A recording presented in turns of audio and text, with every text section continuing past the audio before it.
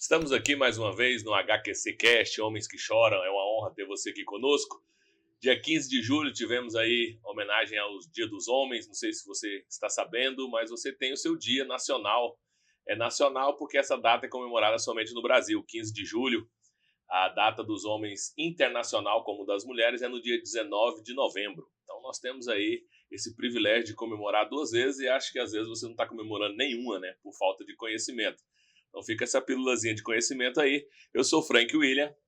Eu sou o Emanuel de Jesus. E hoje nós estamos aqui com um convidado hiper especial, irmão Cristiano. Seja bem-vindo, Cristiano. Graças e paz, muito obrigado pelo convite. Eu sou feliz aí por estar aqui com vocês. Nós temos aqui um costume, né, Vice Manuel, de sempre iniciar com a pergunta bem simples, mas bem profunda. Quem sou eu? Quem é Cristiano? Fala para nós. Cristiano é um servo de Deus. Eu aprendi a amar o Senhor desde pequeno.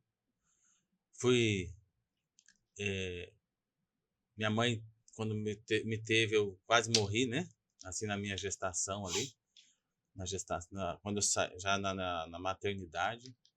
Então, eu sou um servo que passou pelo sofrimento já pequeno. Mas eu gosto de falar que eu nasci em berço cristão e em berço pastoral. Que benção, né? A enfermeira do hospital onde eu nasci era a esposa do pastor, né?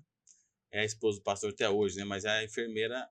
Então eu saí já para colo pastoral. E aí eu passei mal no hospital.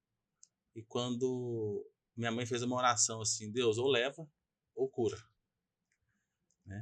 E aí Deus curou. Eu tô aqui com 45 anos. E já com 2, 3 dias eu já estava, acho que no encontro da igreja, de avivamento, algo nesse sentido, assim, minha mãe conta, que foi algo bem sobrenatural.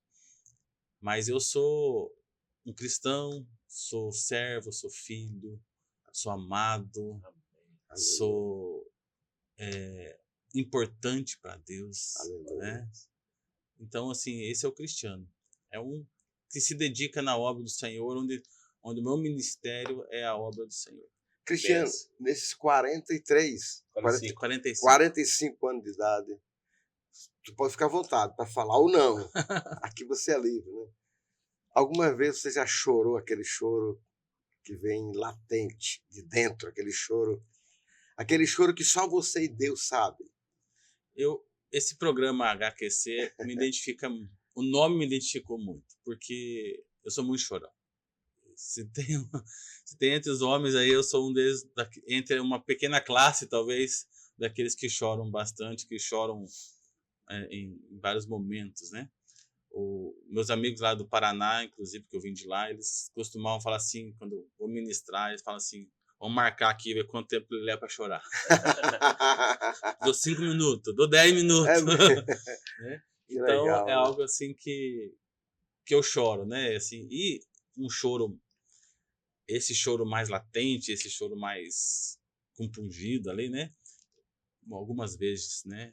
Principalmente o meu retorno para Cristo, né? Como eu falei, eu sou de família cristã, nasci na cristã, mas a minha adolescência, ali dos meus 14 anos até os 19, a gente se afastou um pouquinho. Sim. Eu nunca me afastei a ponto de ir para droga, ir para bebedeira, ir para prostituição, ir para um lado muito crítico, né? Sim. Mas estava longe. Eu me batizei, né, nas águas com 13 anos, que eu decidi participar do batismo.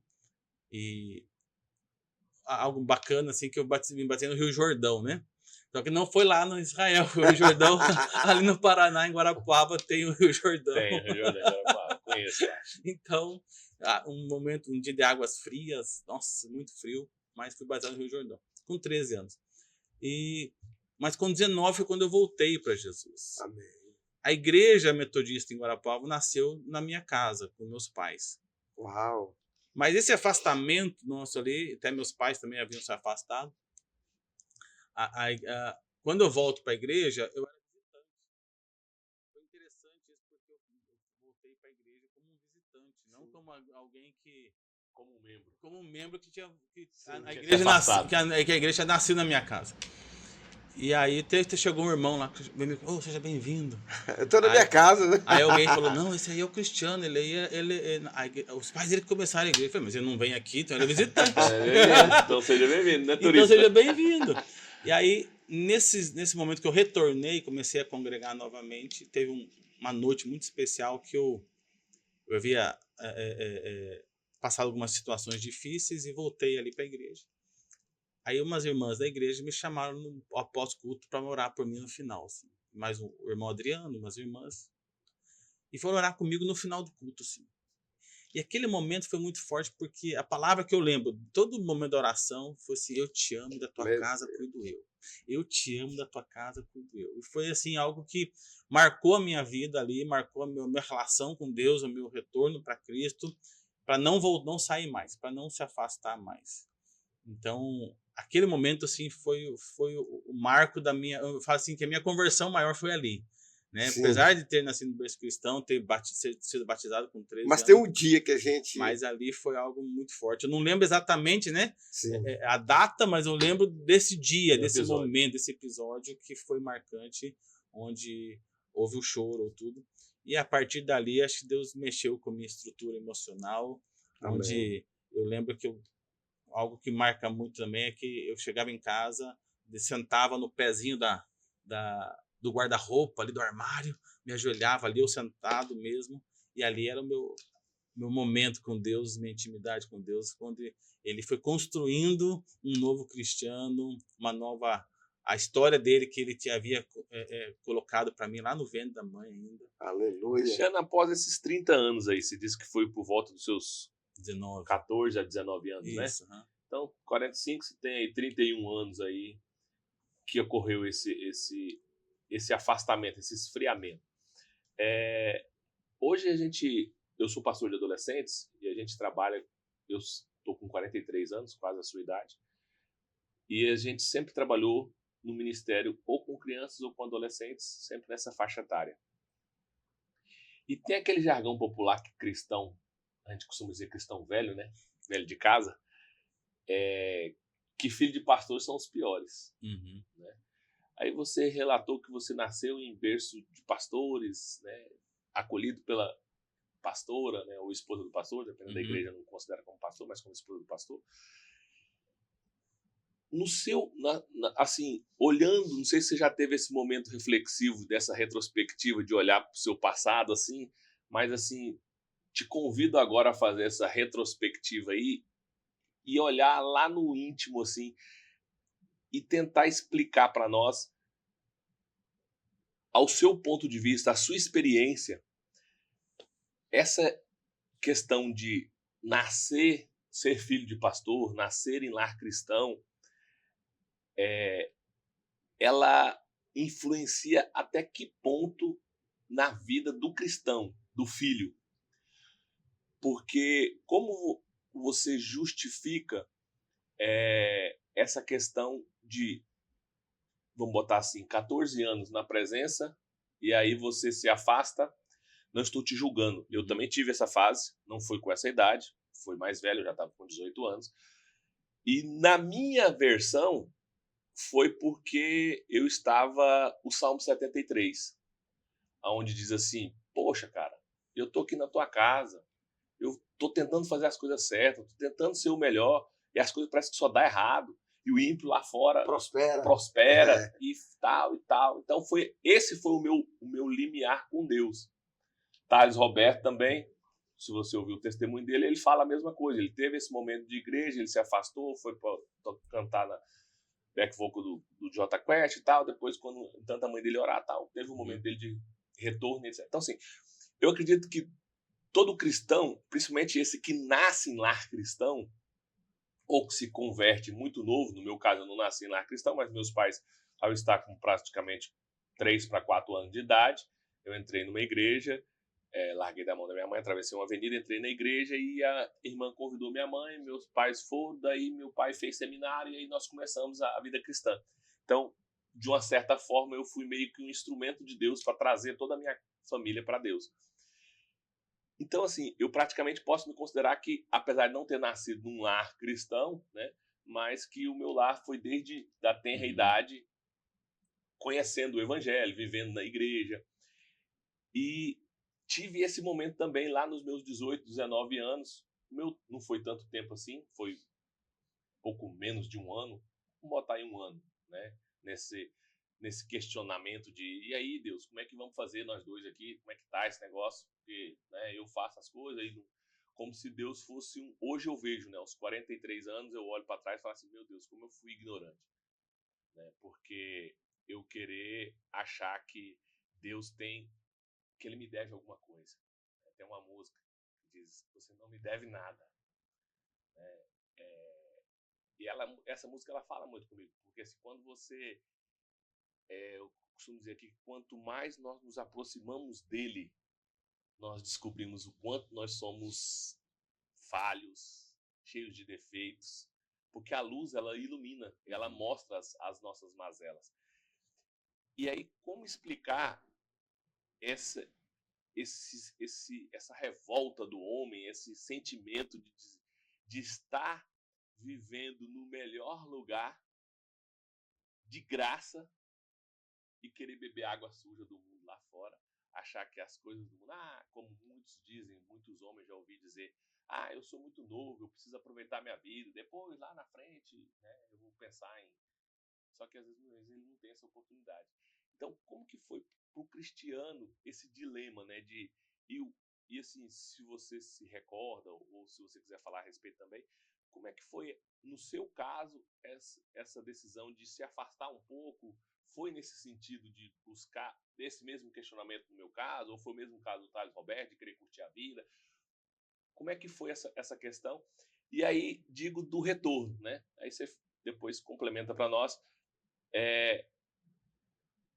Foi por ver que lá fora realmente você se sentia um peixe fora d'água, que foi o que aconteceu comigo, né? Quando eu, como você também, não entrei para o mundo das drogas, não fui para prostituição, mas bebedeira, festas, essas coisas, farra.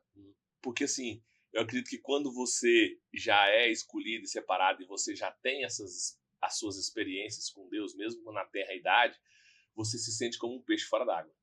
Essa era a sensação que eu sentia. Parece que eu estava num lugar falando, não, isso aqui não é para mim, aquele peso, aquele negócio. E aí, isso tudo foi falando assim, não, você está longe do seu habitat natural. Volta que você vai se achar. E foi comigo, o retorno foi dessa forma. E com o irmão, como é que foi? Bom, meus pais, eles não são pastores, né? Mas são amantes de Jesus, amados, né? E quando eles foram para Guarapuava, eles começaram, porque não havia igreja metodista lá, e o pastor da cidade anterior falou assim, se não tem, começa uma. Então eles começaram uma igreja lá, né? E foi ali nesse ambiente que eu nasci, né? Isso. Mas eu falo que faltou uma experiência. Você, ainda sendo filho de família cristã ou de família pastoral, nós temos que ter uma experiência com o Senhor, né?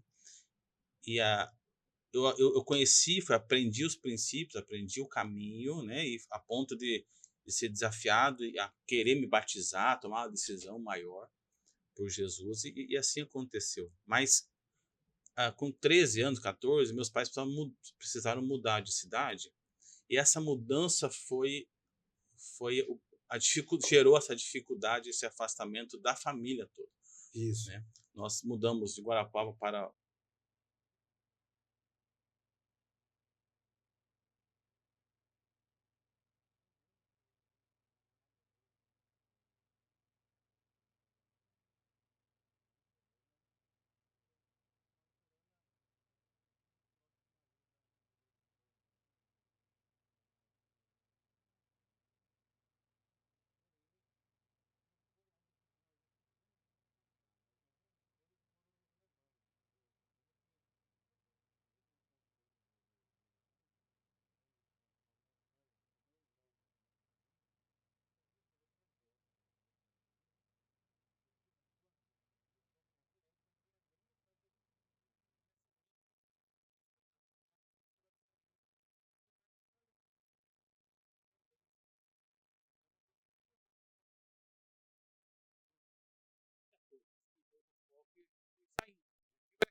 O serviço estava longe. Sai e nem percebe, E né? nem percebe. Que está saindo. Então, assim, Por isso que a gente nunca mergulhou num afastamento, mas estava longe. Né? Estava longe das práticas. Né? E isso foi algo que eu sabia que estava fazendo as coisas erradas, sabia que eu não estava mais caminhando, mas onde nós estávamos não tinha mais a igreja junto com a gente, não estava mais caminhando, e o fato de não congregar, se deixar de congregar, esfria. Foi algo que aconteceu. A gente não tinha mais. O domingo passava a ser um domingo de assistir televisão, tarde, à noite, ou sair brincar, ou sair conversar e tal. Então, essa prática comigo foi o que aconteceu. Mas a gente vê isso muito forte que o que eu quero deixar aqui, né? Todos nós precisamos ter uma experiência com Cristo. É necessário ter essa experiência. Eu caminhei, realizou em Guarapó uma vez um evento só para filhos de pastores. E a Igreja Metodista tem essa prática de ter um encontro para os filhos de pastores, porque percebe essa necessidade deles terem um encontro, porque senão eles vão também se afastar, que se torna só a obrigação, e é o ponto que eles deixam que aquela obrigação de estar junto numa atividade, eles podem decidir não estar, eles podem escolher provar o mundo, desfrutar do mundo, né? Porque não tiveram a experiência ainda transformadora. Eu escutei um pastor uma vez falando que a gente não tem que convidar as pessoas a escolher por Jesus, mas a decidir por Jesus. É diferente de escolher, porque a escolha você pode mudar. Hoje eu quero esse tom aqui, hoje eu quero esse tom, hoje eu quero essa roupa, né? Mas a decisão, você vai, custe o que custar. Eu estou nesse caminho aqui, tá difícil, mas eu decidi estar nesse caminho. Não é uma simples escolha, não, vou mudar, hoje eu vou pegar esse aqui um pouquinho, hoje eu vou para cá um pouquinho. Não, eu decidi. Então, o filho de pastor, o filho de uma família cristã, primeiro, assim, os pais são responsáveis, né? Eu tenho 3 filhos pequenos, né? O André, o João Pedro e o Noah. O André com 14 anos, o João Pedro com 11 e o Noah com 4 anos. Eu tenho que ministrá-los para que eles decidam. Eles decidam. E hoje, ainda eles não decidiram, talvez de uma forma tão fiel, por mais que caminham comigo, caminham na igreja, estão juntos ali. Mas ainda não houve aquela decisão, talvez, assim, para o resto da vida. Né? Então, foi algo assim. E aí, o meu afastamento dos meus 14 aos 18 foi porque as coisas do mundo acabaram preenchendo a igreja que eu não frequentava. Não estava mais perto da igreja. E aí eu comecei a jogar bola mais, brincar mais, fazer outras atividades mais, querer namorar, querer fazer isso. E foi me atraindo. Mas quando eu cheguei aos 18, 19 anos, começou a voltar algo no meu coração. O Senhor começou a ministrar a minha vida daquilo que eu estava fazendo errado, que eu tinha que voltar para o caminho. E nisso começou um ponto missionário lá, nós estávamos da igreja metodista, o pastor Eduardo, então a gente começou a ter umas inserções agora ali, né, com ele novamente, com o pastor Eduardo e tal, junto com ele, para poder restaurar. Ele foi junto com meus pais, foi lá acompanhando meus pais, para a gente poder voltar. E algo foi mexendo, né, com a estrutura familiar e comigo especialmente. Com 18 anos, eu começo a ter carteira de motorista e tal, né? Aí tem aquela facilidade de sair, é como se fosse Luzimangos e Palmas. Eu morava em Entre Rios, que é um distrito de Guarapuava, dá 30 quilômetros, né? Nossa família alemã, meu pai é alemão, tudo. Então, eu comecei a ir para Guarapuava, né? Na época eu tinha uma namorada que também estava afastada do Senhor, e nós brigamos, feio, né? A ponto de separar e nunca mais se encontrar. E deixa eu falar para minha esposa, que depois ela vai assistir, né? Que eu te amo. Isso é meu passado, faz parte da minha história. Isso é só o passado. Amém!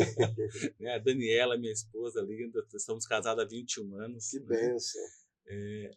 E aí eu decido voltar para a igreja, vou pisar na igreja. Foi quando acontece esse fato de eu ser visitante na igreja. E chegando na igreja, então, acontece esse momento tão forte, né, de eu decidir por Jesus, voltar à lembrança ali do batismo, voltar à essência da adoração, né? Com aquela canção do David Keelan, né? Voltar à essência. Então foi algo pontual, né? Na minha história, esse retorno, mas como eu nunca me afastei, sempre ficava aquilo lá assim, você tá errado, não faz isso, não mergulhe nisso aqui. Né? Então eu ia, mas nunca me aprofundava em algumas situações. Aí eu voltar. Aí eu falei, agora tem que... Sabe o que eu percebo assim, nessa história? Eu lembrei muito do meu pai. Meu pai, ele era um cara que ele dava muito serviço pra gente na igreja. E o serviço na igreja, a pessoa fazer alguma coisa na igreja, prende a pessoa. A pessoa vai ter vontade de orar mais. Não. O cara que vai pregar no PG, numa célula, ou no culto, ou fazer alguma coisa na igreja, ele vai... Eu tenho que orar, eu tenho que ler a Bíblia, eu tenho que me consagrar, eu tenho que parar de pecar. Então gera um senso de compromisso. Só que a minha mãe, ela dava amor. Então o pai dá o serviço, faça coisa na igreja. A minha mãe falava assim, ame a Cristo. Então quando eu amo a Cristo e sirvo, não tem como desviar, não tem como afastar, né? O que eu acho interessante é que veio coadunar com o que a gente tem falado aqui na sua história, Cristiano, é a questão da experiência. A gente fala aqui que Deus tem nos chamado ultimamente muito a voltar ao primeiro amor. Aquele primeiro amor que você quer sair pregando para os postes, que você sai daquele encontro ali, você está só unção, só quer viver da presença, não me tira da tua casa, não me tira da tua presença, aqui que eu quero ficar.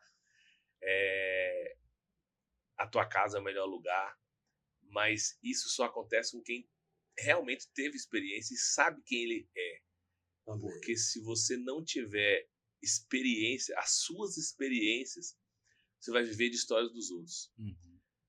Uma das coisas que tem me feito chorar muito na presença de Deus e é um dos motivos pelo qual nós iniciamos esse projeto do Homens que Choram, foi através de muito choro, né? E dizer para esses homens que o choro é libertador, que ele é um alívio e não um sinal de fracasso.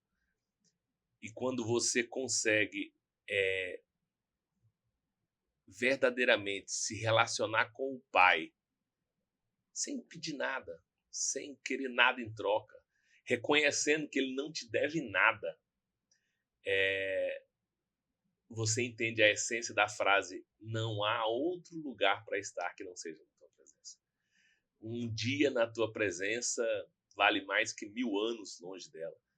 Então, assim, são coisas que, em palavras, a gente não consegue colocar aqui nessa mesa. Só quem vive, só quem passa, sabe o que é isso. E é o que a gente tem tentado fazer com os nossos adolescentes, né? Levá-los a conhecer Deus pelo que ele é. Atingir o coração de Deus e não as mãos. Porque as mãos são aquelas que fazem, são aquelas que dão, né? E Deus não é um banco onde a gente insere petições ali e fica guardando a aprovação de financiamentos, empréstimos e concessões. Mas ele é um Deus relacional, que desde a criação do mundo criou o homem para se relacionar com ele. Porque vinha pelo jardim à viração do dia, todos os dias. E o bacana é que uma experiência, eu falo assim, que essa experiência com o Senhor, essa não foi somente uma experiência, né? Mas foi um mergulho nas águas, né? Sim. E aí gera uma decisão pro resto da vida. E aí, ainda que essa experiência seja a marca, o marco transformador, você quer ter outras. Ele te gera esse anseio de você continuar bebendo dessa água. Porque eu não posso, o que infelizmente muitas pessoas se afastam, porque eles deixam de beber, ou querem só lembrar, viram saudosistas, né? Lembrando de uma experiência, mas não permitindo que ela os transforme ou os guie. E aí eu lembro que o pessoal falava que nós não podemos contar testemunho velho. Assim, não que não possa, mas se você começar a contar somente testemunho que aconteceu há muitos anos, é como se Deus não estivesse fazendo nada hoje na tua vida. Então você tem que viver... Nada de novo, né? Você tem que estar buscando a Deus e vivendo, caminhando nesse projeto, no propósito dele, para que as experiências aconteçam constantemente. E você possa contar uma experiência mais antiga, mas ter uma nova, sempre ter esse contraponto. Senão a tua história, ela tá virando, às vezes, uma rotina, porque aquele crente que, às vezes, não se afastou, mas ele, na verdade, está afastado, né? Porque não está vivendo o propósito. Ele está só vivendo um conceito ali, né? Verdade. Exatamente. E agora você entra num ponto importante de hoje, que é a falta de propósito. Nós temos visto igrejas cheias, mas vazias. Cheias de pessoas, pessoas vazias. Sabemos que a igreja, temos falado aqui, que ela é um hospital para doentes e não um hotel para crentes. Né? Onde você se arruma com aquela roupa de domingo, da missa, do culto, e você vai ali para cultuar, para receber algo. Quando a gente começa a entender que a nossa família é o nosso primeiro ministério, a gente apaga aquela mensagem de que filho de pastor, filho de crente é os piores. Porque você vai se dedicar mais aos seus para depois cuidar dos de fora. Antigamente a gente tinha muito pastores tão dedicados à obra que não tinha tempo de cuidar dos seus. E aí gerou essa geração de dizer que filhos de pastores são os mais difíceis de lidar. Então, quando a gente entende que essa questão de nosso ministério principal é a nossa família, eu cuido da minha família, você cuida da sua, o Bispo Manuel cuida da dele, nós vamos ter uma igreja sadia, onde os nossos filhos eles vão ser referência e vai ter as experiências deles. E assim eles vão buscar Cristo do jeito deles, não do nosso jeito, não por obrigação, né? Não porque eles têm aquele compromisso, apesar que isso gera automaticamente, quando ele entende quem é Cristo, que é por amor, não é por obrigação, né? Que você serve ali na casa do Senhor. Mas assim, como ajudar essas pessoas que estão ali na igreja buscando prosperidade, buscando bênçãos, buscando respostas, buscando sempre receber algo, a entender que o culto você não vai para receber, mas para entregar. É que realmente, assim, essa é o conflito hoje, né? É um grande conflito, porque as pessoas eles querem sacar, né? Sim. Sem depositar. Eles querem comer da mesa, mas não querem se relacionar com o Senhor da mesa. Isso tem sido uma prática, infelizmente, em muitos lugares, né? E muitas pessoas que vão às igrejas porque eles não querem se envolver, não querem se doar.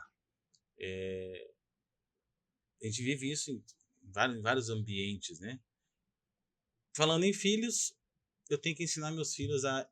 Eles vão, como são pequenos, eles vão por obrigação, igual eu ia por obrigação, né? E aí eu tenho que estar com eles para poder que eles tenham uma experiência. E a minha oração é que eles tenham uma experiência poderosa com Cristo que transforme a decisão deles. Isso. Essa é a minha oração para os meus filhos. Mas os adultos, os homens, eles não querem se entregar. Muitos não querem. Eles querem receber algo, né? E não querem se entregar, não querem... Eu aprendi assim, hoje eu sou produtor rural.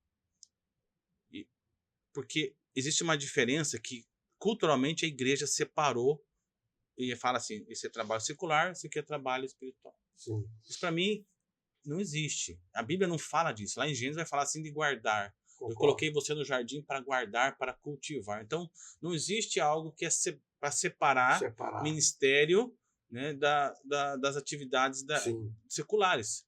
Eu nem gosto de usar muito essa expressão, isso aqui é secular. Não. Para mim tudo é espiritual. Até porque você não deixa de ser crente, né? Eu não aonde posso deixar... quer que você esteja. Né? É isso por que eu isso faço. Onde está plantado. Eu não posso sair de férias, Verdade. agora eu estou de férias, agora eu posso fazer o que eu quero e agora eu estou de férias da igreja, estou de férias. Não. O Paulo não tirou férias. A Bíblia não fala Paulo tirando férias, os discípulos tirando férias. Não, agora Paulo deu uma seguradinha, foi fazer uma viagem agora para Corinto, para dar uma descansada. E muito tem se usado aquela questão de... como é que é? Fugiu a palavra agora. Tirar um ano sabático. Ano sabático, né? da versão errada, né? Porque o ano sabático é muito pelo contrário, é você se aprofundar mais nas escrituras, é você se dedicar mais à oração, ao jejum. É um ano de consagração. É um ano de consagração, não de libertinagem, liberdade e fuga, né?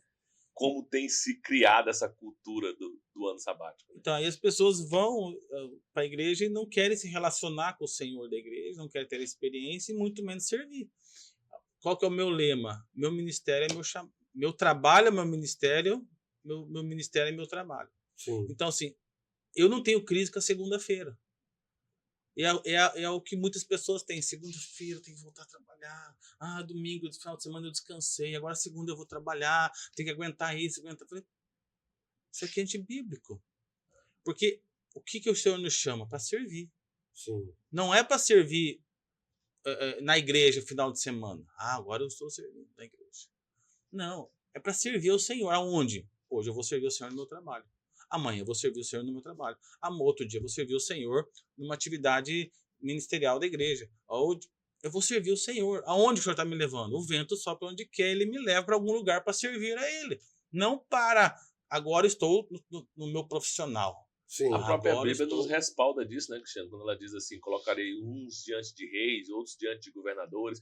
Ou seja, aonde quer que eu te coloquei, né, dê testemunho de mim. Fale de mim.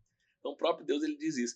Mas a gente vê que isso é uma dificuldade desde os tempos primórdios, lá em Moisés, né? Quando o povo teve a oportunidade diante do monte de falar com Deus, eles ficaram com medo. Uhum. Não, Moisés, vai você lá, né?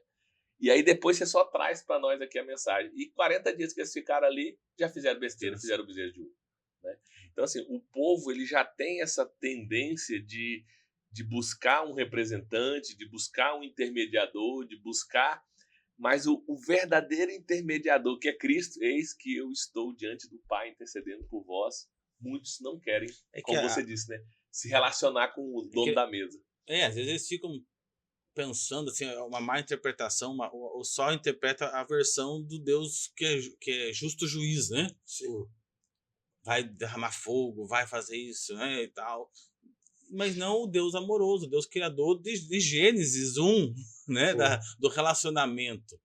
Então eles ficam pensando isso, aí eles se afastam. Não, Deus está lá em cima, eu não sou digno.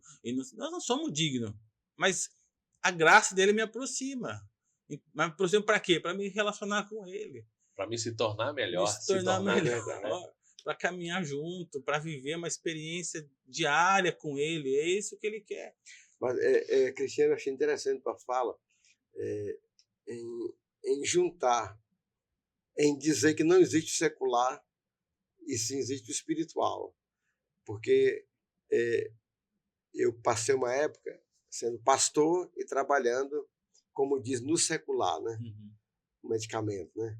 E aí eu falava, não, eu sou pastor com a pasta na mão, vendendo remédio para médico, propaganda, falando medicamento para as farmácias. Eu sou pastor aqui dentro.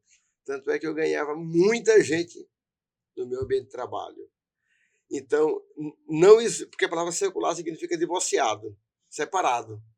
Como é que a pessoa está na igreja, eu sou um servo de Deus na igreja e tá no secular, e lá no secular, se o cara é um policial e é um servo de Deus, ele é um ministro lá, um sacerdote lá. Tudo na vida é sacerdócio. Um advogado é um sacerdócio. Um médico é um sacerdócio. Porque tudo que envolve vidas é um sacerdócio. Você é um produtor rural. Você trabalha com pessoas e para pessoas. Isso é um sacerdócio.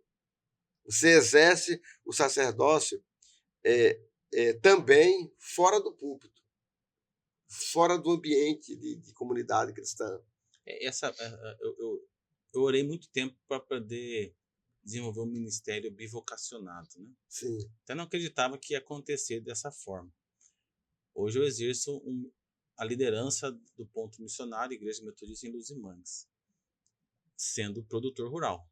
Mas não é menos espiritual ser produtor rural. Exatamente. A responsabilidade continua sendo grande de ser servo de Cristo, né? Na Igreja Metodista existe a itinerância pastoral, que é havendo uma necessidade, muda-se o pastor, a pastora de local, né? De cidade, etc.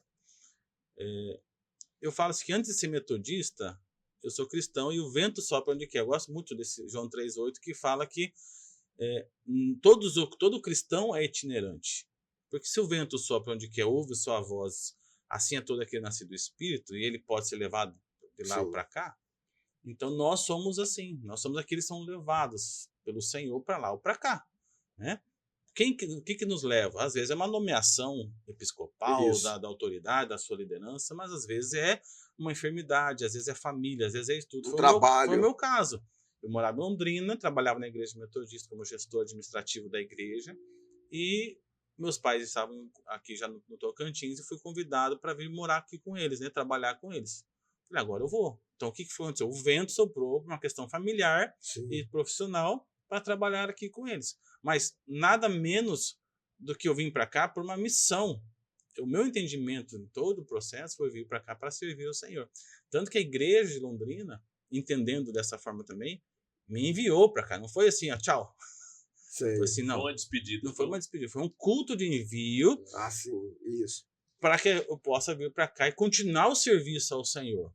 Hoje eu exerço um ministério bivocacionado, até por isso que eu falo que eu li alguns livros, né, nesse sentido, e eu vejo o quanto é difícil. O pastor em tempo integral, não que é mais fácil, né, mas é outra dinâmica.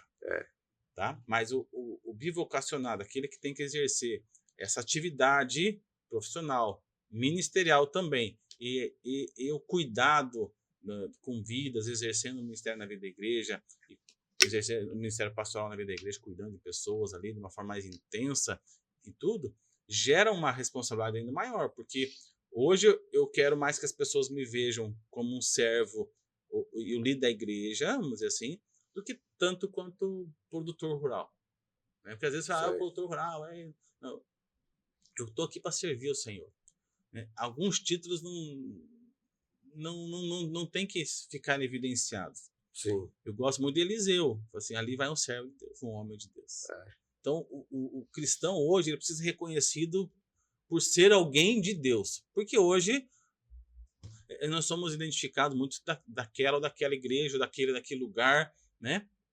Daquele trabalho. Daquele trabalho. Você pega o sobrenome. Mas realmente um servo de Deus, porque olha só o que é falado para o que o mundo falava de Eliseu. Então não é só reconhecer que ele era um homem de Deus, mas reconhecer o Deus de Eliseu. É reconhecer o Deus do profeta. É reconhecer assim, ó, o Deus do profeta faz alguma coisa. O Deus deles faz a diferença. Exatamente. Então, assim, essa identidade que tem que ser aflorada nas nossas vidas. Que é reconhecer o Deus que nós servimos nas nossas atitudes. Cristiano, deixa eu fazer uma pergunta aqui. A gente está aqui em papo de homens, e muitos homens vão nos ouvir, com certeza. Mas, e esse programa é HQC, Homens que Choram. Eu vou te fazer uma pergunta. Tu me responde na Bíblia, na experiência. Os homens hoje, eles estão muito fragilizados, por vários motivos. O ideológico, enfim. Mas a pornografia, ela leva o homem a ficar menos masculinizado. Por que tem tanto homem fraco hoje? Por que tem tanto homem de 40 anos ainda dependendo dos pais? Por que tem tanto adolescente de 40 anos, 30 e poucos anos, que são adolescentes? Tu acha que a pornografia é um dos culpados? É um grande vilão, né? Uma das grandes estratégias de Satanás é facilitar a pornografia, né? Isso. O sensual. E hoje a mídia tem transformado isso em algo comum. Sim. Né? Dizendo que isso não tem nada a ver, isso pode ser assim. Né? Então isso acaba atingindo os homens de uma forma tão grande que, por não construir, às vezes, um relacionamento com a esposa para toda a vida, isso, aí ele vai ir participando, Salmos 1, né? Participando da roda dos escarnecedores, porque essa aqui é uma dificuldade, que ele vai para a igreja mas às vezes não se relaciona com amigos da igreja o tempo todo. Aí ele volta para sua atividade secular, é que ele entende dessa forma, e lá ele tem a diversão, ali ele tem algumas outras atividades que oferecem coisas erradas. Isso. E aí a igreja acaba não completando, porque ele não buscou uma experiência, não busca relacionamento ali na igreja, e às vezes a igreja não oferece ou atividade para que os homens possam ter conversas de homens e entendendo que essas situações podem afastar ele do caminho. Então ele vira um religioso, e aqui ele está sendo suscetível àquilo que o mundo vai oferecendo, algumas conversas, algumas coisas. E a pornografia vai estar no meio. Eu lembro que eu trabalhava no escritório de contabilidade, e passava de vez em quando a revista pornográfica, né, na mesa. E graças a Deus naquela época eu já estava no caminho do Senhor, eu tinha retornado para o Senhor. E eu falava assim, né, vinha a revista, eu falei, não preciso disso aqui não. Amém. Eu não preciso disso aqui não, né? Eu não preciso dessa revista, né? Pode pular da minha mesa aqui. Porque uma olhadinha que você dá, te atrai. Captura a mente, né? Te atrai. Ainda que você feche rapidamente. Aquela imagem ela grava no teu subconsciente ali. Então você tem que fugir da aparência do mal. E eu vejo que essa questão que você disse de Eliseu, né, de você ser conhecido como servo de Deus, faz toda a diferença para esses que entendem que a vida é uma vida dupla, né, a ministerial e a secular. Porque é interessante quando as pessoas te reconhecem como servo de Deus, que você está na sua vida secular, ou seja, com aqueles que ainda não são cristãos, e eles falam, não, fala isso não, porque o Frank ali ali tá vindo Cristiano ali né, então vamos conversar sobre esse assunto. A conversa muda, né, a alimentação ali muda, né, a bebida muda. Por quê? Porque chegou, né? Então, assim, eu vejo isso. Antigamente a gente olhava assim e achava que a gente era extraterrestre, né? Nossa, chegou o extraterrestre, né? Agora o povo vai parar de conversar, vai parar de... Mas hoje eu vejo o quanto isso é de fundamental importância, que significa que se eles estão agindo ou reagindo assim, significa que nós estamos no caminho certo. Sim. Porque se nós não estamos impactando aqueles à nossa volta, algo errado com o nosso cristianismo. Agora, tinha um amigo meu que falava assim, a oração dele era essa: Senhor, santifica o meu sorriso, a minha risada, porque você está às vezes num ambiente tranquilo. De repente um lá quer contar uma piadinha de mau gosto, né? Uma piadinha que vai ter uma certa sensualidade e tal, pornografia.